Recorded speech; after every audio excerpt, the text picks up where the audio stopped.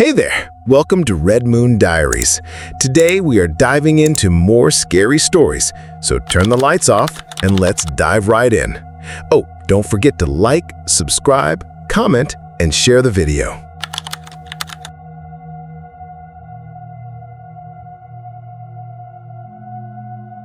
The rhythmic lull of the waves was supposed to be my perfect sleep aid. I'd pitched my little two-person tent right on the edge of the beach, far enough from the high tide line, but close enough that the salty air and the ocean's murmur were my constant companions. Solo camping was my escape, a way to disconnect from the relentless hum of city life. And after months of planning, this deserted stretch of the Kenyan coastline felt like paradise. I remember checking the time on my phone just before zipping myself into my tent that night. It was past midnight, the moon already high, and the stars a dazzling spray across the inky sky, clearer than I'd ever seen them back in Nairobi. I don't know what woke me. It wasn't a sudden noise, more like the absence of something. The familiar gentle push of the breeze against the tent fabric, the distant shriek of a night bird from the unseen bushes behind the dunes, they were all gone. A profound, almost suffocating silence had descended, heavier than the humid night air. My eyes snapped open, and the first thing I registered was the faint, diffuse moonlight filtering into my tent. It shouldn't have been there. I always kept the rainfly taut, secured with guy lines, and the inner mesh zipped tight for privacy and to keep the notorious coastal mosquitoes at bay. A cold dread trickled down my spine, quickly becoming a torrent. I was looking directly at the unzipped entrance of my tent.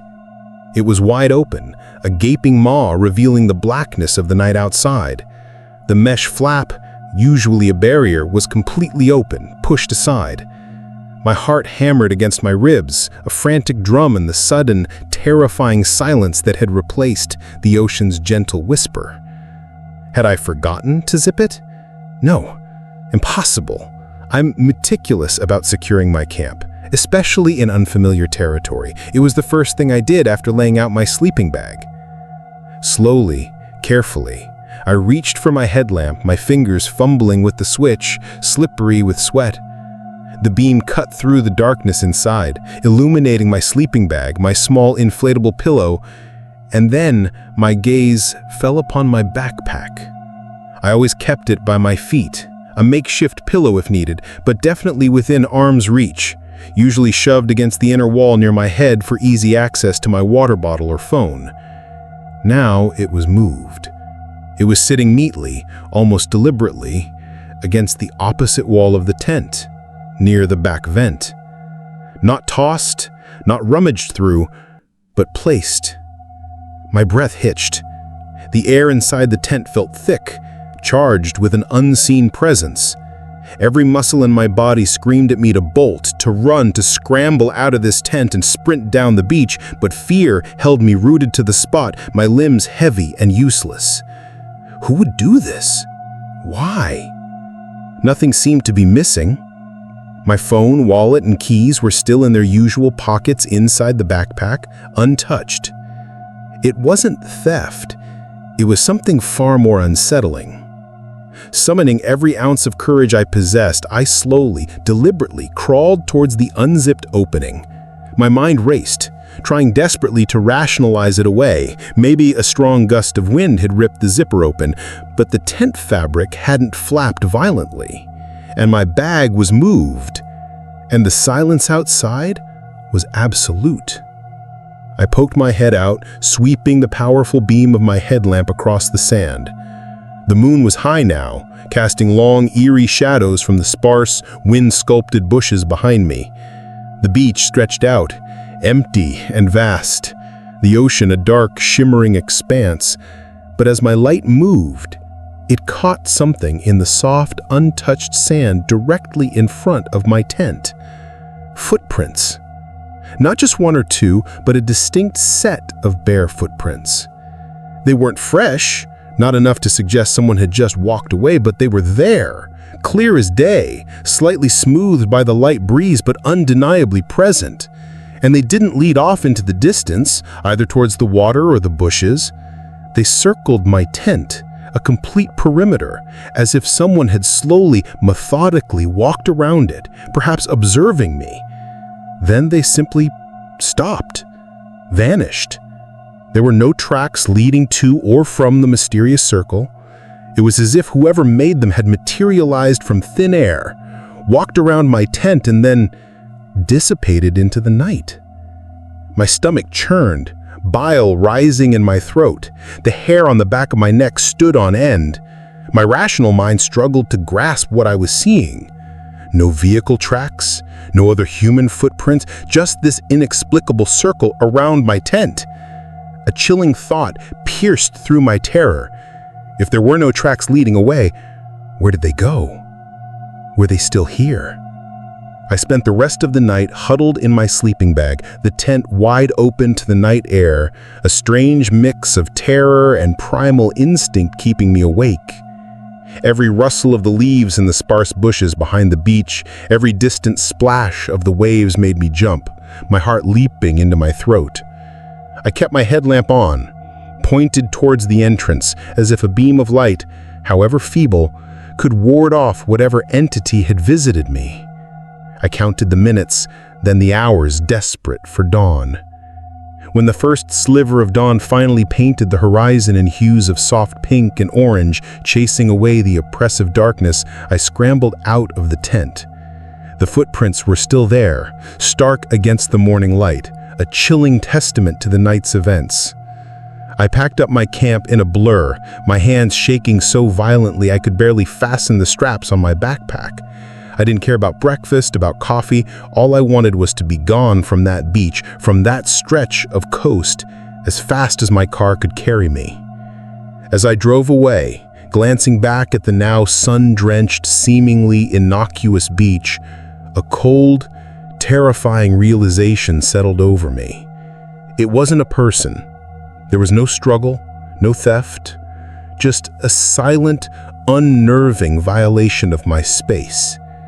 It felt like a warning, a subtle assertion of presence, a reminder that I wasn't alone even when I thought I was. The ocean, once a source of comfort, now seemed to hold a deeper, more ancient secret, a watcher from the depths or the shadows that preferred to remain unseen. And sometimes the most terrifying encounters are the ones where nothing is taken, but something indefinable, something far more precious, is touched. Your sense of security, your belief in the mundane, and the very fabric of what you understand as reality. I haven't camped alone since.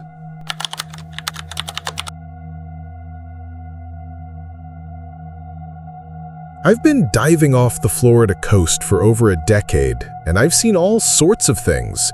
Lost jewelry, tangled fishing lines, even a rusted-out safe. But nothing could have prepared me for what I found last month. It was a Sunday afternoon, calm waters and good visibility. I was diving just offshore near a rocky inlet where tourists usually snorkel. As I swam deeper between two large coral shelves, I noticed something wedged in the crevice, a small black object partially covered in silt. I tugged it loose and recognized it instantly. A GoPro, still in its waterproof case. I didn't think much of it. People drop these things all the time, usually filled with blurry vacation clips and sunburned selfies. I slipped it into my gear bag and finished my dive.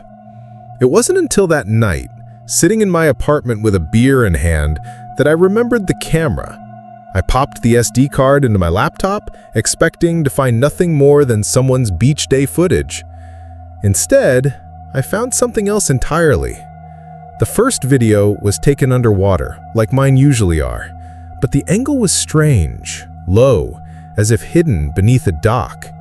It showed people swimming, unaware they were being recorded. Nothing too weird at first, but then the footage kept going. Hours of it. Clips of women in bikinis adjusting their tops, kids climbing out of the water. Then, a public restroom.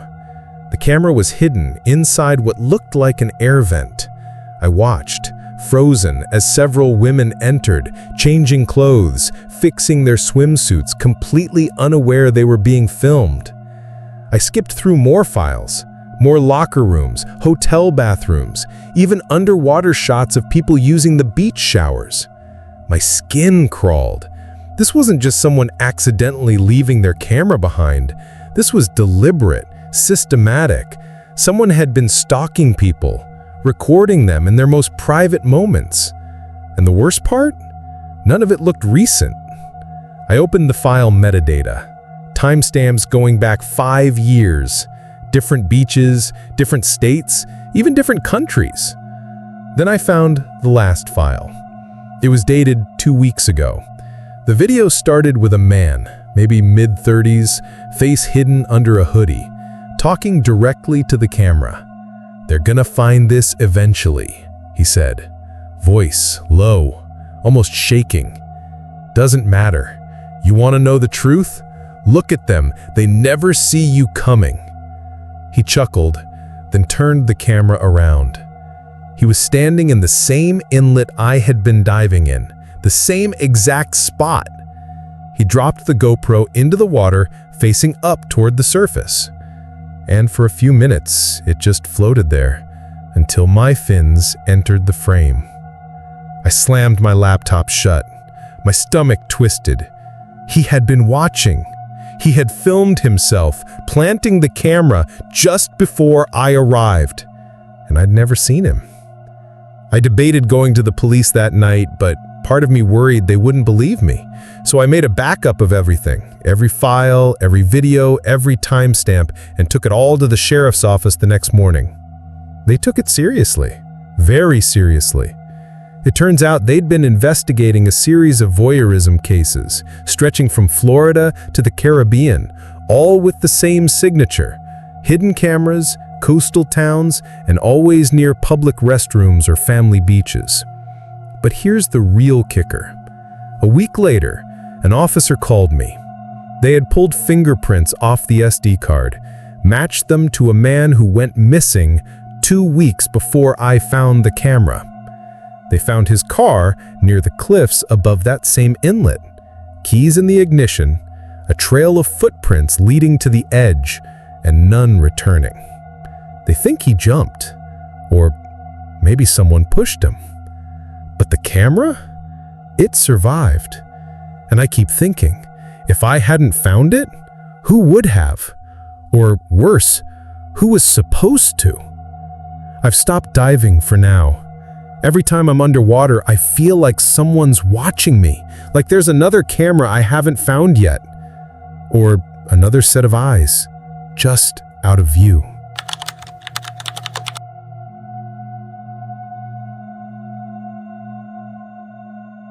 The jet ski rental guy at Paradise Cove Resort had made it look so easy. "Just twist the throttle and go," he'd said with a rehearsed grin. "Stay within the red buoys and you'll be fine." I should have listened. About 20 minutes in, I spotted what I thought was a dolphin fin slicing through the water and veered off course, chasing it like an idiot. I was just outside the marked area when I hit a wave wrong.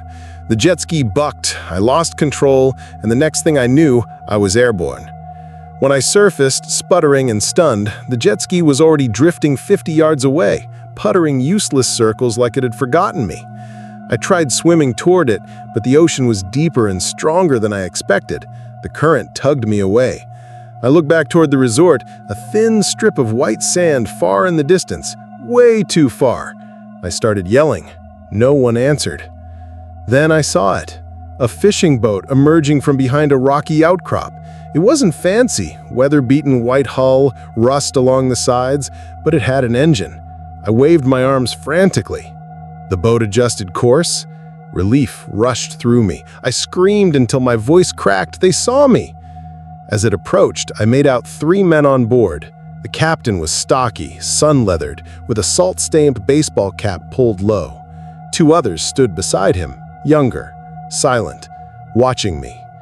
"Thank God," I called. "I fell off my jet ski. Can you take me back to Paradise Cove?" The captain murmured something to his crew. Spanish maybe, but the dialect was strange, too harsh, too guttural. One of the younger men threw me a rope. I grabbed it and let them haul me aboard. My soaked clothes slapped against the deck as I collapsed, panting. "Thanks," I said. "The resort's just—" The captain raised a hand and barked something. The two crewmen moved instantly, adjusting equipment, securing lines, but not turning the boat around. "Hey, I need to go back. My wife's expecting me." The captain finally looked me dead in the eye, and there was nothing warm in his stare, just a cold, calculating glint. He said something sharp, and one crew member disappeared below deck. When he came back, he was carrying a cooler, big, plastic, and heavy. He set it near my feet. The lid popped open for a second. Inside was ice, and something else. I caught a glimpse. Pale flesh, red tissue. A human organ packed like tuna at a fish market. My stomach twisted. "What is that?" I croaked. The younger man grinned. His teeth were brown and rotted. He said something to the captain, laughing, then looked back at me, eyes gleaming like he already knew how this story ended. The engine growled. We turned, but not toward land. We were heading deeper into the ocean. Panic took hold. I bolted toward the edge, ready to dive back in, but the captain moved faster. His hand clamped around my wrist like a vice. When I looked up at him, I saw it in his face. He'd been waiting. Not for a tourist, for me. He let go and gestured to the cooler. One of the crewmen tapped it and laughed. That's when I understood. The jet ski accident, the convenient rescue, the strange language, the radio I now noticed humming quietly as the captain spoke into it. I only caught one word: harvest. That was 6 hours ago. Now I'm sitting below deck, locked in a supply room. The boat has slowed, and I hear more engines outside. Other boats. They formed a loose circle around us, preparing. I'm writing this on my phone while I still can. If you're reading this, please don't go to Paradise Cove. Don't rent a jet ski. Don't trust the rescue boat. They're not saving you. They're collecting. And I think I'm next. Thanks for watching. If you enjoyed the video, don't forget to give the video a thumbs up, subscribe, comment, and share the video.